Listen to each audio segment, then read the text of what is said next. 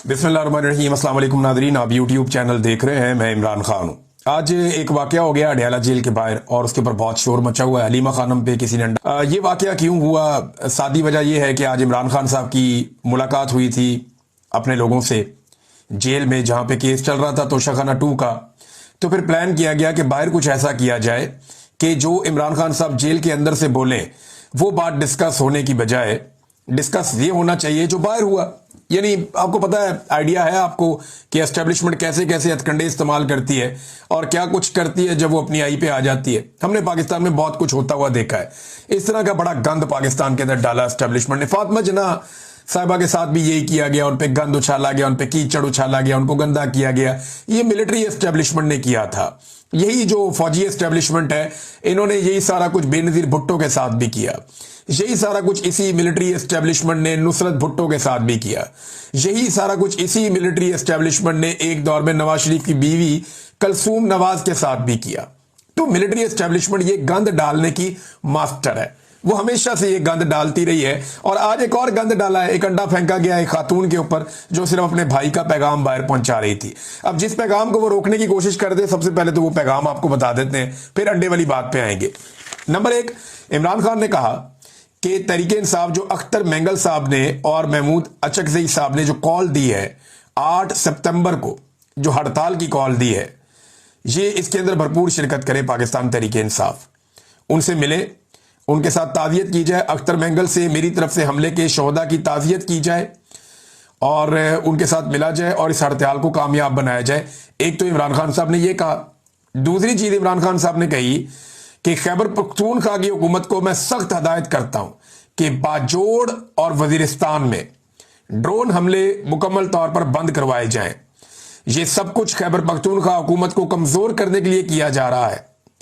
फिर इमरान खान साहब ने तीसरी बात यह बताई कि मेरे ऊपर और बुशरा बीबी के ऊपर टॉर्चर किया जा रहा है, हमें जहनी अजियत दी जा रही है और हमें कैद तन्हाई में डाला हुआ है। ये हम पर जुल्म नहीं बल्कि अवाम पर जुल्म है। वजह यह है कि हमें खामोश करवाकर अवाम की आवाज को दबाना चाहते हैं। देखिए, इस वक्त अपोजिशन तो इमरान खान ही है ना, और तो कोई है ही नहीं, और अपोजिशन ही अवाम की आवाज को उठाती है। तो इमरान खान को जिस अजियत में डाला जा रहा है, वजह सिर्फ यह है कि इसकी आवाज बंद कर दें। और आवाज बंद करके किसकी आवाज बंद करनी है? अवाम की आवाज बंद करनी है। इमरान खान अपने लिए तो मांगता कुछ नहीं है, बल्कि उसको तो ऑफर करती है एस्टेब्लिशमेंट, खान साहब अपने लिए कुछ मांगे आपको हम पाकिस्तान से बाहर निकाल देते हैं, ये कर देते हैं, वो कर देते हैं। बेशुमार ऑफर्स इमरान खान को दी गई है, लेकिन उसने अवामी मफाद के लिए सरेंडर नहीं किया।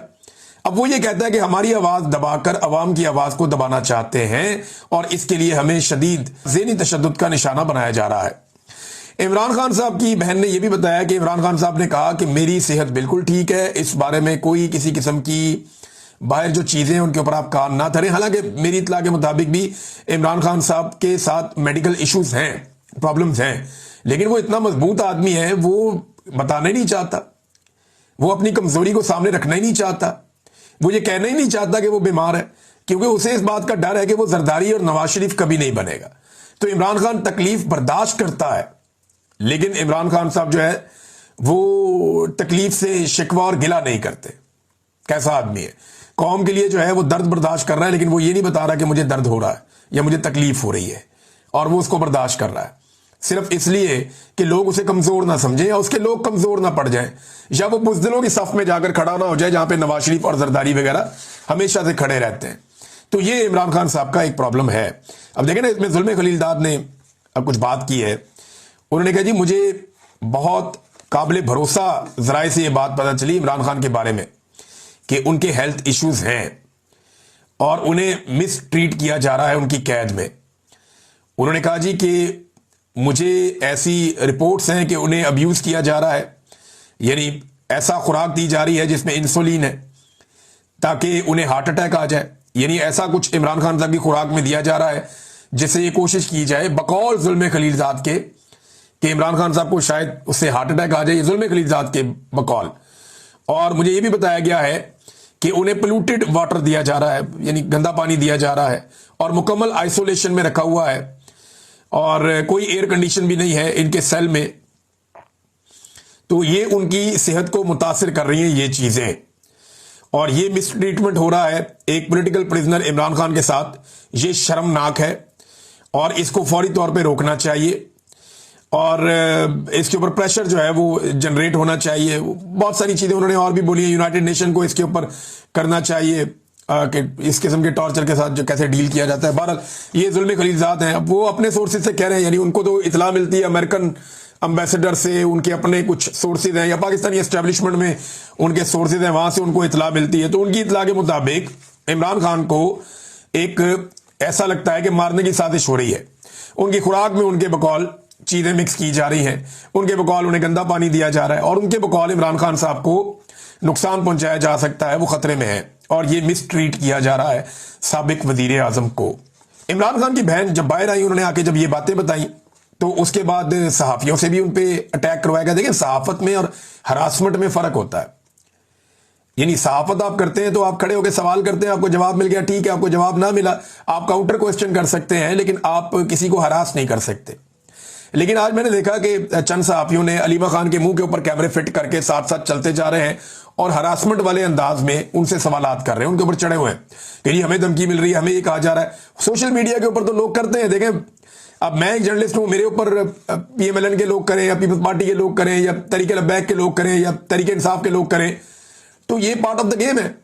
آپ جب بات کرتے ہیں لوگوں کو پسند نہیں آتی، لوگ تنقید بھی کرتے ہیں اور یہ تنقید ہوتی ہے. میں نے بے شمار تنقید برداشت کی ہے، بہت سارے اور صحافیوں نے بھی کی ہے، لیکن اس کا مطلب یہ نہیں ہے کہ اس کے منہ کے اوپر کیمرہ فٹ کر دیں ایک عورت کو، اس کے ساتھ ساتھ چلے اس کو ہراس کریں، اونچی اونچی بولیں اور وہاں پہ دھکے لگے. یہ نامناسب ہے اور یہ حرکتیں علیمہ خان کے ساتھ کی جا رہی ہیں. حالانکہ علیمہ خان کا کوئی سیاست سے تعلق ہی نہیں ہے، وہ صرف اپنے بھائی کے چکر میں آتی ہے. یہ بات آپ میرے سے لکھ کے رکھیں، جتنی مجھے اس خاندان کی سمجھ ہے.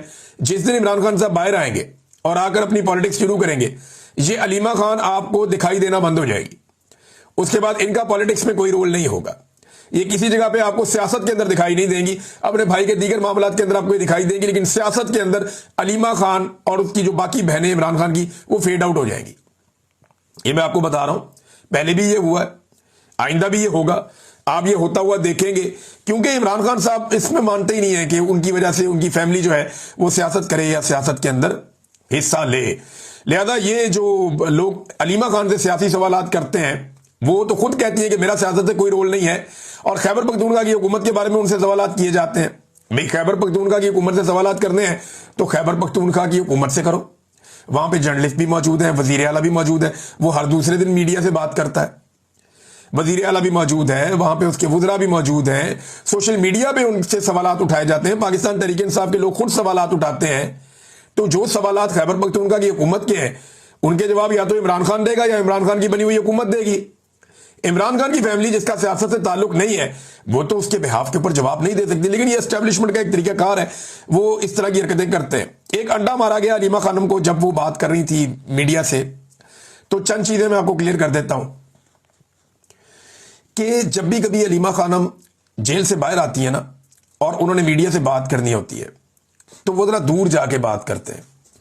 تو جس جگہ پہنچ کے وہ بات کرتے ہیں وہاں پہ کبھی بھی پولیس والے موجود نہیں رہتے. لیکن آج کی بات چیت کے دوران حیرت انگیز طور پر وہاں پہ پولیس والوں نے گھیرا ہوا تھا. ایسا پہلے نہیں ہوتا. یہ مجھے کنفرم کیا سب لوگوں نے، جرنلسٹ اور پی ٹی آئی کے لوگ سب نے کنفرم کیا. انہوں نے کہا جی آج کچھ ایسا ہونا تھا جس کے لیے پولیس کا گھیرا وہاں پہ پڑا ہوا تھا. اس سے پہلے ایسا نہیں ہوتا. پھر وہاں پہ چند ایسے لوگ تھے جو نامعلوم افراد تھے، سفید کپڑوں میں تھے، جنہیں کوئی نہیں جانتا، اور وہ وہاں پہ پہرا دے رہے تھے، موجود تھے. پھر خواتین جو وہاں موجود تھیں انہوں نے چہروں کے اوپر نقاب پہنا ہوا تھا. ان خواتین کے بارے میں پاکستان تحریک انصاف کی ایک خاتون وکیل ہیں جن کا نام ہے ایڈوکیٹ تابش. انہوں نے بتایا کہ ہم نے باقاعدہ پولیس کو یہ کہا کہ یہ جو دوپٹے والی خواتین ہیں یہ کون ہے، ہم انہیں نہیں جانتے، یہ کہاں سے آئی ہیں. ان خواتین نے نہ کوئی سوال کیا نہ کوئی جواب کیا. وہ پیچھے جا کے کھڑی ہوگی میڈیا کی بیک سائڈ پہ، اور پولیس نے وہاں پہ گھیرا ڈالا ہوا تھا. پولیس کسی کاروائی کا انتظار کر رہی تھی. اچانک ان میں سے ایک خاتون نے ایک انڈا پھینکا جو علیمہ خانم کو آ کر لگا، اور اس کے بعد فوری طور پہ وہ خواتین بھاگی اپنی گاڑی کی طرف جو پہلے سے تیار تھی. پی ٹی آئی کے ورکر خواتین کے پیچھے بھاگے. جیسے ہی وہ خواتین کے پیچھے بھاگے تو پولیس نے خواتین کو کارڈن کیا اور ان کو بچایا. وہ جو سادہ کپڑوں والے لوگ تھے انہوں نے بھی خواتین کو فیسیلیٹیٹ کیا اور فوری طور پہ گاڑی میں بٹھا کے وہاں سے रफू चक्कर करवा दिया। मुबैना तौर पे जो गाड़ी चलाने वाला बंदा है वो भी एक बताया जा रहा है कि शायद कोई पुलिस वाला है जो गाड़ी चलाकर वहां से लेकर गया और खवातीन को रेस्क्यू किया गया।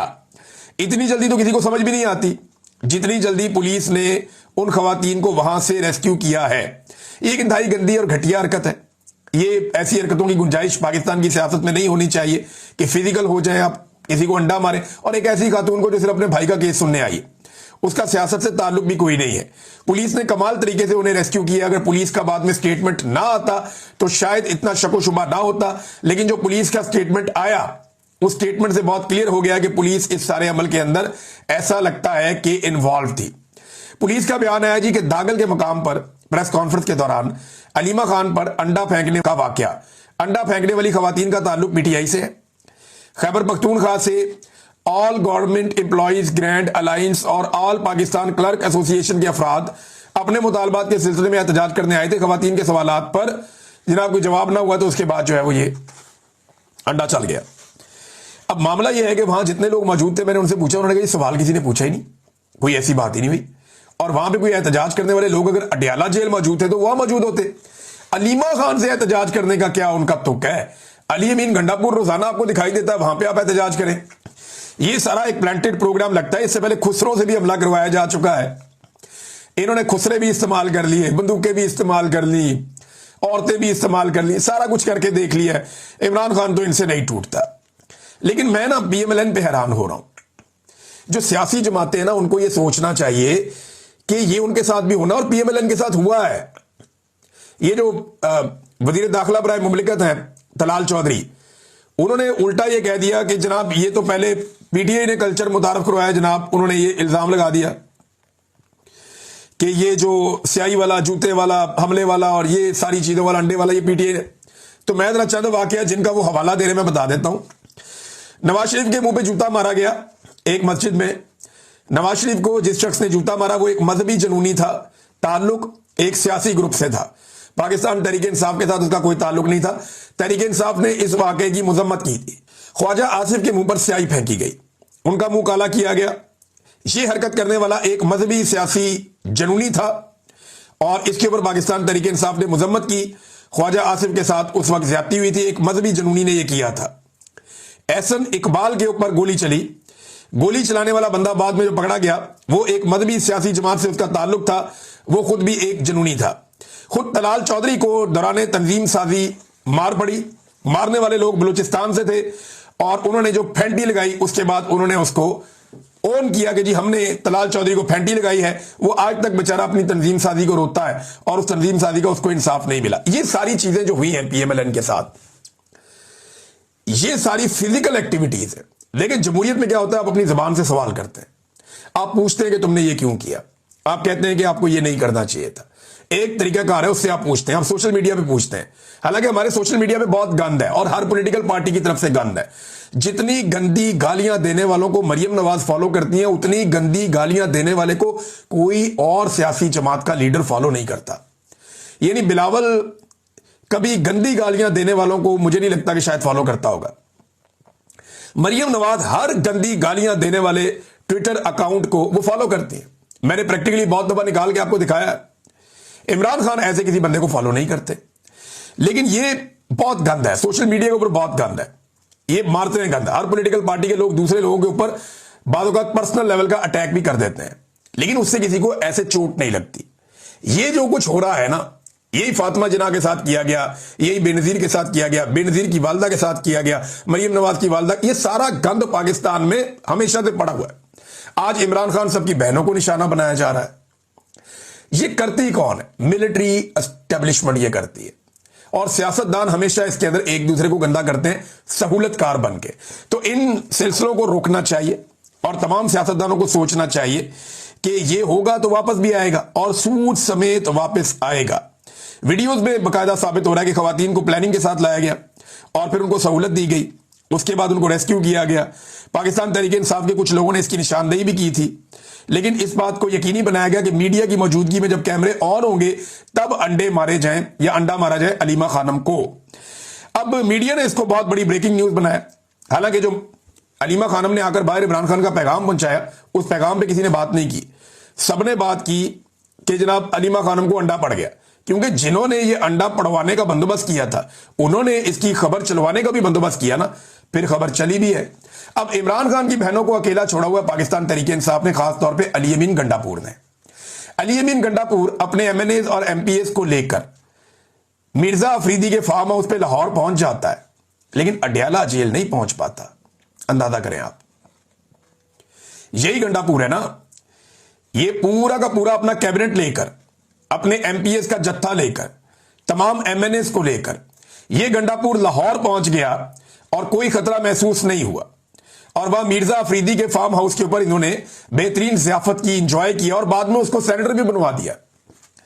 लेकिन यही गंडापुर ये बहाना बनाता रहा कि अगर मैं अपने एमपीएस और अपने अराकीन को लेकर आया अडयाला जेल के बाहर तो उन्हें गिरफ्तार कर लिया जाएगा और फिर सेनेट में वोट डालने के लिए हमारे पास बंदे नहीं बचेंगे। आप अंदाजा करें, ये आज तक लाहौर जा सकता है, अडयाला जेल नहीं पहुंचा। इमरान खान बार बार कहते हैं कि गंडापुर को बोलो मुझे आकर मिले, ये जाकर नहीं मिलता, आकर मिले, ये जाकर नहीं मिलता। तो पाकिस्तान में तो नादरीन ये सिलसिला चल रहा है और पाकिस्तान तहरीक इंसाफ की क़यादत को अब शर्म करनी चाहिए कि उन्होंने अपने लीडर को तो अकेला छोड़ा ही छोड़ा था, अब उनके घर की खवातीन के साथ भी ये सारा कुछ हो रहा है। और वो खवातीन सिर्फ वही काम कर रही हैं जो पाकिस्तान तहरीक इंसाफ को करना चाहिए था, वो अपने भाई का मुकदमा लड़ रही हैं, हालांकि उनका सियासत से कोई ताल्लुक नहीं है। अब नादरीन एक और सहाफ़ी को नवाज दिया गया है, मगवियों के इंटरव्यू करने वाले। ये आपने चेहरे याद रखने हैं। पाकिस्तान में चंद सहाफ़ी ऐसे थे जिन लोगों को जबरी तौर पे लापता किया गया, वो लोग उनके स्टूडियो से आकर बरामद हुए और उन्होंने उनके इंटरव्यूज किए बड़ी ढिठाई और बेशर्मी के साथ, और उन्हें अपने टीवी चैनल्स की जीनत बनाया। तो एक और सहाफ़ी को नवाज दिया गया, उसको पीटीवी में नौकरी मिल गई है। तो ये भी एक नेक्स्ट लेवल है सहाफत का जो इन लोगों ने किया है और बड़ा अनफॉर्चुनेट है, बहुत अनफॉर्चुनेट है। नाज़रीन, महंगाई बहुत तेजी से बढ़ी है और उसकी वजह है सैलाब। लेकिन इससे पहले भी हुकूमत ने कोई झंडे नहीं गाड़े हुए थे पाकिस्तान के अंदर चीज़ों की कीमतों के हवाले से। बिजली हो, गैस हो, पेट्रोल हो, अशिया खुर्दोनोश हो, तमाम चीज़ों की कीमत पहले ही बहुत बढ़ गई थी। लेकिन अब 23 अशिया की कीमतें बहुत तेज़ी से बढ़ी हैं सैलाब आने के बाद। सब्जियों की कीमतें बढ़ रही हैं, चारे की कीमत बहुत बढ़ गई है। दूध आपके लिए नायाब हो जाएगा आने वाले दिनों में। उसकी वजह यह है कि ये वो सारे एरियाज हैं जहां पे बेशुमार वो जानवर पलते हैं जहां पे दूध की प्रोडक्शन होती है, और ये दूध जो है वो नेस्ले या बाकी कंपनियां बड़ी बड़ी पाकिस्तान के अंदर मुख्तलिफ हलीब वाले ये सारे वहां से दूध इकट्ठा करते हैं, उसको पेस्चराइज करते हैं और उसकी पैकिंग करते हैं और मार्केट में लेकर आते हैं। तो आपको पैक दूध के अंदर भी मुश्किलात पेश आएंगी, आपको खुला दूध जो है वो भी खालिस नहीं मिलेगा आने वाले दिनों में। तो ये एक बड़ा इशू रहेगा पंजाब पूरे के अंदर, हत्ता कि पाकिस्तान के बाकी इलाकों में भी ये इशू रहेगा। महंगाई बढ़ती जा रही है, आटे की पाकिस्तान में किल्लत होना शुरू हो गई है। हुकूमत को यहां तक कहना पड़ गया कि अब जो फीड मिल्स के लिए जो मुर्गियों की या ब्रायलर की जो पैदावार होती है उसमें भी वो गंदम डलती है ना, तो उन्होंने कहा जी वो मना कर दें, वहां गंदम नहीं डलेगी, गंदम सिर्फ अब आटा बनाने के लिए इस्तेमाल होगी, अवाम को आटा फराहम किया जाए। ये नाज़रीन क्यों हो रहा है? इन्होंने किसान की बदवाएं ली है, बचना इन्होंने खुद भी नहीं है। इन्होंने किसान से 2000 रुपए की गंदम ली और अब उसकी कीमत 4000 रुपए पे पहुंचा दी है लगभग, तो डबल कीमत इन्होंने कर ली। 2 महीनों में इन्होंने अपना पैसा डबल कर दिया, लेकिन उसके बाद अब ये बचते नहीं है क्योंकि बहुत सारे लोगों की गंदम खराब हुई है, किसान की गंदम खराब हुई है, आम आदमी के ऊपर बहुत फर्क पड़ेगा और ये सारा का सारा मलबा इसी सूबाई हुकूमत के ऊपर आकर गिरेगा जिन्होंने अपनी नाकस मनसूबाबंदी और घटिया प्लानिंग की वजह से पूरे पंजाब को एक मरतबा फिर, वो पंजाब जो पूरे खित्ते को खिला सकता है, उस पंजाब को एक मरतबा फिर ग़िज़ाई किल्लत का शिकार कर दिया है। ये ऐसी मनहूसत है इनकी हुकूमत में जब से आए हैं, कभी ग़िज़ाई किल्लत हो रही है, कभी कोई और चीज़ हो रही है, कभी कुछ हो रहा है, कभी कुछ हो रहा है, कोई चीज़ सीधी नहीं हो पा रही। हालांकि एक आलमी सतह की बहुत बड़ी वबा थी, पूरी दुनिया हिल गई थी जब कोरोना आया था। इमरान खान साहब और उनकी हुकूमत ने उससे निकाला पाकिस्तान को, और ये ऐसे बदकिस्मत है कि इनको बेहतरीन हालात मिले, एस्टेब्लिशमेंट का साथ मिला, जूते पॉलिश करने की इनको पूरी आज़ादी है और इनको हर तरह की खिदमात और सहूलियात भी दी जा रही हैं। इसके बावजूद अमेरिकन सपोर्ट भी इनको मिलती है, फिर भी ये पाकिस्तान को खड़ा नहीं कर पा रहे, पाकिस्तान में कोई सरमायाकारी नहीं ला पा रहे। ये इन्होंने हालत की हुई है।